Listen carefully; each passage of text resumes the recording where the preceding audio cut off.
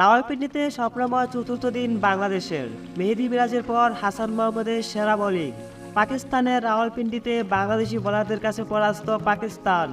দর্শক, পাকিস্তানের বিপক্ষে দ্বিতীয় টেস্ট ম্যাচ 10 ওভার 4 বল করে 43 রান খরচ করে 5 উইকেট তুলে দেয় হাসান মাহমুদ।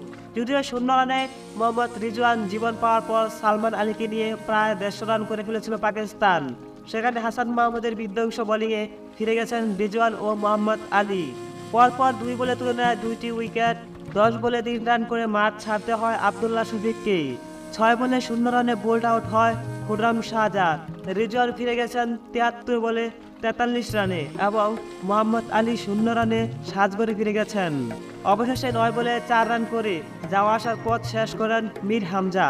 পাকিস্তানের সবকটি উইকেট হারিয়ে চতুর্থ দিন শেষে 185 রানের টার্গেট দেয় বাংলাদেশকে। জয়ের লক্ষ্যে ব্যাট করছে বাংলাদেশ।